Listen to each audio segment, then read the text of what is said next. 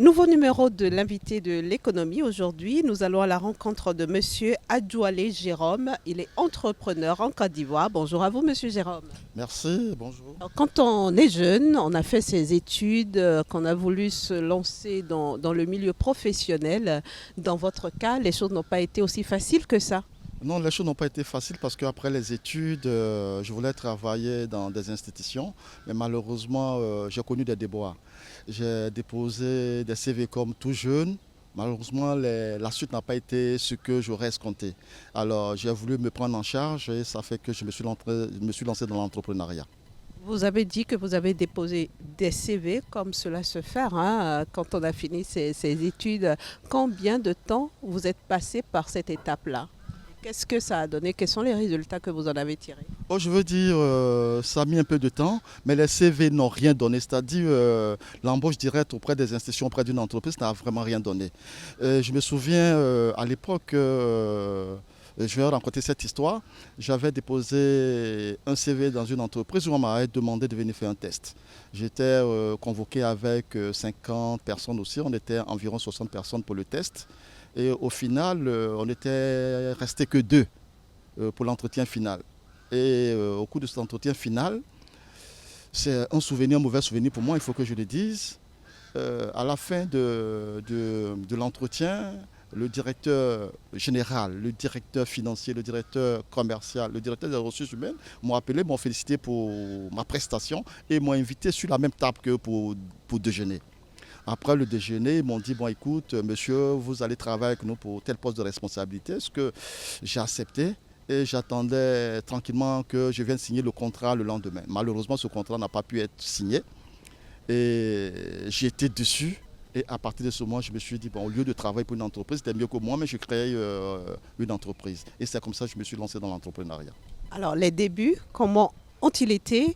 Se lancer, c'est facile à dire hein, qu'à faire, je suppose. Oui, les débuts n'ont pas été faciles, mais je pense qu'il faut avoir du courage. Et puis, il faut avoir un objectif, il faut savoir où on va. Alors, la première expérience, c'est que après la création de l'entreprise, il fallait chercher des marchés. Et ce n'est pas facile parce que quand vous êtes nouveau dans le métier, dans le domaine, les gens ne vous font pas trop confiance parce qu'on ne sait pas, vous n'avez pas de carte, alors il est quand même un peu difficile. Mais quand même, j'ai eu la chance de rentrer dans cette entreprise où j'ai fait les prestations et cela a pu m'ouvrir d'autres portes. Et ça m'a permis de négocier aussi d'autres contrats auprès d'autres entreprises. Et comme j'étais dans les montages d'études, on m'a demandé est-ce que je pouvais faire une étude dans le offshore-onshore, ce que j'ai accepté. Et pour cela, je me suis fait entourer de spécialistes, de conseillers qui pouvaient m'aider. Effectivement, on a réalisé cette mission et ça a donné les bons résultats. Et à partir de là, je pense qu'on a lancé toute cette entreprise-là. Donc ce que je peux dire, c'est que quand vous voulez faire quelque chose, ayez confiance en vous, entourez-vous de spécialistes, entourez-vous de bonnes personnes qui peuvent vous guider, qui peuvent vous éclairer pour que vos objectifs soient atteints. Et c'est ce que j'ai pu faire. Alors, revenons encore un peu sur vos débuts, hein, les premières heures hein, de votre entreprise. Quelles sont les démarches que vous avez dû mener pour que cette entreprise voie le jour? Et surtout, combien y avez-vous investi? Les premières démarches, c'est pour nous en Côte d'Ivoire, pour créer une entreprise, il y a certaines démarches. Donc à l'époque, ce qu'il avait lieu de faire, il fallait avoir d'abord pour fonctionner, je veux dire, entre guillemets, le, comment est-ce que je peux dire, quitter l'informel pour venir vers le formel. Donc il y a un certain nombre de papiers administratifs qu'il faut faire. Il faut avoir par exemple son compte contribuable, il faut être déclarer des employés à la CNPS, il faut un certain nombre de papiers. Aujourd'hui, heureusement que nous avons le guichet unique, le CPC, qui peut vous faire ces papiers-là très rapidement en 24 heures. Mais à notre époque, il fallait surtout ces démarches que nous avons fait, nous avons obtenu tous les papiers administratifs. En partant du compte contribuable, comme je l'ai dit, la déclaration CNPS, le compte bancaire, le registre de commerce, nous avons fait et effectivement, on a pu créer cette entreprise. Mais les débuts n'ont pas été faciles, comme je le dis, parce que pour nous, la création, c'est vrai, mais comment obtenir les marchés? Et c'était ça le combat qu'il fallait mener. le combat qu'il fallait mener, parce que quand vous n'êtes pas connu, vous n'êtes pas soutenu, on ne vous connaît pas, je vous dis madame, il est difficile que vous puissiez débloquer des contrats. Mais Dieu merci, avec notre dynamisme, on a pu rentrer dans certaines entreprises et on a décroché ces contrats-là. Donc c'est pour vous dire qu'on a travaillé pour ça. Jérôme Adjoualé, vous n'avez pas répondu à toutes mes questions. J'ai demandé combien vous avez investi au départ. Est-ce que vous êtes parti comme certains à 0 francs? Oui, pour l'investissement, ce que je veux dire, pour des entreprises, la plupart des jeunes pensent qu'il faut avoir des millions pour pouvoir commencer. Non, on peut partir à l'idée. C'est l'idée qui est capitale ici. Mais je vais vous dire que pour ça, je n'ai investi que pour tout et en tout 200 000 francs CFA. Vous n'allez pas croire, mais à l'époque, c'était ce qu'on avait investi. À l'époque aussi, 200 000 francs CFA, ce n'était pas petit. Oui, je sais que ce n'est pas petit, mais rêver, investir peut-être 1 million, 2 millions par rapport à 200 000 francs CFA pour pouvoir constituer des papiers administratifs, je pense que c'est minime quand même. Contrairement à d'autres qui pensent qu'il faut avoir l'amende d'abord avant de se lancer. Or, au contraire, c'est-à-dire quand vous allez à la bonne information, on vous dit par exemple, pour tel papier administratif, ça va vous coûter ceci, ça va vous coûter cela. Je pense que par rapport à cet investissement, et aujourd'hui, ce que nous gagnons, je pense que vraiment, on n'a pas besoin d'avoir des milliards, des millions pour commencer l'entrepreneuriat. Vous l'avez souligné, Jérôme Adjoualé. Au départ, ça n'a pas été facile, mais aujourd'hui, votre entreprise a quand même 19 ans. Comment est-ce que vous êtes parvenu à tenir dans le temps? Je veux dire que je vais prendre le contexte de la Côte d'Ivoire, hein, parce que nous avons créé notre entreprise en l'an 2000. Donc à l'époque, quand on cherchait les agréments, c'était aux alentours de fin 99. Mais malheureusement, on se souvient, pour ceux qui connaissent l'histoire de la Côte d'Ivoire, le 24 décembre 1999, il y a eu un coup d'État. Donc le coup d'État, c'est-à-dire que tout était mis à l'eau. On venait d'avoir les agréments en 2000, donc il était quand même difficile parce que le régime qui était là à l'époque ne nous favorisait pas la tâche.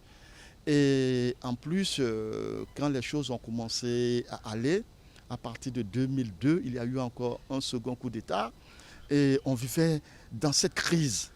Et cette crise nous a poursuivis jusqu'à aujourd'hui, jusqu'à ce qu'on ait la guerre en Côte d'Ivoire en 2011. Bon, Dieu merci, la situation politique s'est stabilisée. Nous sommes aujourd'hui en 2019. Les choses sont plutôt stables, mais ça nous a permis dans cette crise de nous battre. Parce que je dis, créer c'est bien, mais il faut se battre quelles que soient les crises qui peuvent arriver au pays. Donc je demande aux entrepreneurs, n'ayez pas peur des crises. On peut toujours vivre dans les crises et faire sortir de bons résultats. C'est ce que nous avons fait et c'est ce qui me réjouit. De crise en crise, on a pu surmonter toutes ces crises. Aujourd'hui, nous sommes en 2019, comme vous le dites, ça fait 19 ans que nous sommes dans le métier. Aujourd'hui, je suis fier. Je peux le dire devant tout le monde qu'aujourd'hui, l'entreprise a prospéré. Aujourd'hui, je vous accorde cette interview. C'est pour dire qu'aujourd'hui, je suis vraiment à l'aise dans ce que je fais. Voilà ce que je peux vous dire. Alors, Jérôme Adjoualé, 19 ans d'expérience aujourd'hui, mais vous êtes aussi dans un domaine particulier, la formation, les études. Pas toujours facile à vendre, non? Oui, ce n'est pas du tout facile à vendre, mais lorsque vous faites quelque chose de sérieux, quelque chose de bon, et que on sait que vous avez pu décanter certaines situations, vous allez voir que les gens vont venir vers vous. Et c'est ça, je vais vous raconter toute une petite histoire pour les jeunes entrepreneurs qui nous suivent aujourd'hui ou qui vont nous suivre plus tard. Vous savez, j'étais dans une entreprise, il y avait une entreprise qui devait licencier 50 personnes. C'est des cadres, je vais dire de toutes catégories confondues. Et à ce niveau, ces personnes ne voulaient pas quitter l'entreprise. Ces personnes ne voulaient pas quitter l'entreprise parce que pour elles, quand on quitte l'entreprise, c'est le chômage. Et moi, je dis le chômage, c'est un état d'esprit. Et à ce propos, on nous a fait appel pour aller parler à ces cadres et à ces professionnels. Et quand nous sommes arrivés, nous leur avons dit, mais écoutez, l'entreprise, ce n'est pas vous qui l'avez créée, c'est des gens qui ont créé l'entreprise et qui vous ont fait appel. Aujourd'hui, compte tenu de la crise, ils veulent se débarrasser, entre guillemets, ils veulent licencier 50 personnes parce que c'est un licenciement pour cause économique. On est d'accord, parce qu'ils ne peuvent pas tout assumer. Vous ne voulez pas partir, l'entreprise ne va pas tenir. Mais votre chance, c'est qu'aujourd'hui, vous allez pas avec les mains vides, vous allez avec une main, c'est-à-dire qu'on va vous payer des droits. Mais ces droits peuvent vous permettre de créer des entreprises. C'est ce qu'il faut comprendre. Sinon, rester dans une entreprise et dire toujours oui monsieur, oui patron, mais c'est vrai, mais créer quelque chose pour vous. Et c'est ça, il y a un proverbe indien qui le dit, planter un arbre avant de mourir, ça veut dire que vous avez ajouté quelque chose à l'humanité. Et c'est ça qui est le plus important.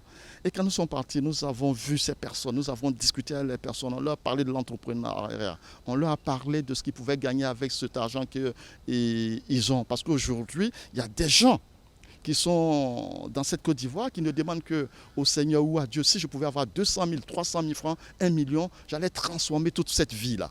Aujourd'hui, vous avez la chance d'avoir pour certains 5 millions, d'autres pour 10 millions, et vous avez peur de vous lancer dans l'entrepreneuriat. Et quand ils ont compris ce message, ils sont tous lancés dans l'entrepreneuriat. Et aujourd'hui, beaucoup parmi eux ont du succès à travers ce que nous avons pu faire. Donc quand vous posez de tels actes, vous voyez que on se souvient de vous et à partir de ce moment, on vous fait appel par rapport à cette expérience, par rapport à ces choses-là. Voilà ce que je peux vous dire. Quelles sont aujourd'hui les perspectives de votre entreprise? Bientôt 20 ans, ça va se célébrer, j'imagine. Oui, ça va se célébrer, vous serez invité. À 20 ans, aujourd'hui, dans l'entrepreneuriat, les perspectives sont bonnes parce que nous avons des partenaires un peu partout, en Côte d'Ivoire ici, et même à travers le monde. Nous avons pu signer des partenaires à des écoles, n'est-ce pas, d'entrepreneuriat en Côte d'Ivoire, qui sont elles aussi affiliées à des écoles canadiennes et aux États-Unis. Donc aujourd'hui, on a de bonnes perspectives pour la suite de ce que nous faisons. Donc c'est ce que je peux vous dire, sinon les perspectives sont bonnes, l'avenir est radieux. Tout ce que nous demandons, nous voulons travailler dans un pays où il y a la paix, il y a la stabilité.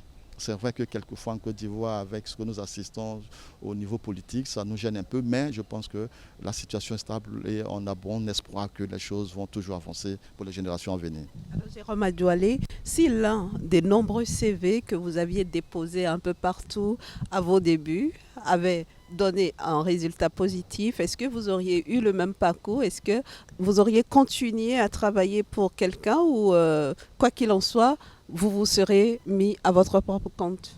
Non, pour moi, travailler dans un premier temps, dans une institution ou pour une entreprise, pour moi, c'était tout juste avoir de l'argent et ensuite quitter cette entreprise pour aller créer la mienne. C'était ça l'idée au départ. Depuis le départ, vous étiez calé pour vous mettre à votre propre compte. Oui, depuis le départ, c'était déjà calé. Depuis qu'on a fait des études, on a fait des études de gestion, des études supérieures, on s'est dit qu'il faut créer. Donc dans nos têtes, c'était déjà calé, comme vous le dites si bien. Donc pour moi, même si j'allais dans une entreprise, dans une institution, c'était tout juste peut-être pour 2 ou 3 ans, le temps d'avoir un peu d'argent et pouvoir l'investir. Mais malheureusement, ça ne s'est pas passé ainsi. Les choses se sont passées autrement. Donc je suis arrivé à un stade où il fallait se lancer dedans. Donc sans argent, il fallait partir. Donc ça a été le cas contraire. Mais aujourd'hui, je ne regrette pas. Je ne regrette véritablement pas que la situation soit passée ainsi. Ça m'a donné plus d'expérience à me battre et aller de l'avant. Donc c'est ce que je retire. Je n'ai pas eu de financement extérieur de quelqu'un. C'était toujours des petites économies que j'ai pu mettre là-dedans. Et comme je vous l'ai dit, à 200 000 aujourd'hui, voilà ce que ça a donné. Vous me voyez, je suis sur ce plateau. C'est pour vous dire qu'on peut partir de zéro et puis devenir grand. Alors pour conclure cet entretien, Jérôme Adjoualé, un mot surtout à l'endroit de la jeunesse africaine. Je voudrais dire à toute la jeunesse africaine qu'aujourd'hui, le mal que j'ai, c'est quand je vois des jeunes traverser, disons, la Méditerranée pour aller en Europe, en Guinée, pour se chercher. Et ça crée énormément de morts. Je voudrais que ces Africains puissent réfléchir, arrêter. On a tout en Afrique. On a tout en Afrique. Je répète, on a tout en Afrique. Il suffit de savoir choisir son créneau, de savoir se battre, de savoir où on va. Je pense qu'on réussit. Ce n'est pas forcément aller en Europe qui va dire qu'on va réussir. Nous avons le marché africain, il est ouvert, il est immense, il est porteur. Aujourd'hui, je suis en Côte d'Ivoire. Prenez simplement que le manioc. Vous prenez le manioc, vous avez des dérivés de manioc. Vous pouvez faire beaucoup de choses avec ne serait-ce que cet instrument-là, cette culture. Donc c'est pour vous dire qu'on a tout en Afrique. C'est plus la peine d'aller chercher très loin. On a les potentialités. Si je demande à tous ces jeunes Africains de réfléchir, de choisir un créneau, on peut les appuyer si toutefois on peut les voir. Nous allons les appuyer et pour pouvoir développer cette Afrique. C'est ce que je peux dire. Merci beaucoup. Merci à vous, Monsieur Jérôme Adjoualé. Je rappelle que vous êtes entrepreneur. Merci d'avoir accepté l'invitation de Sika TV et à très bientôt. C'est moi qui vous remercie et je remercie la grande chaîne Sika TV. Merci. Merci beaucoup à vous et merci également à vous, chers amis téléspectateurs, d'avoir suivi ce numéro de l'invité de l'Écho. Au revoir.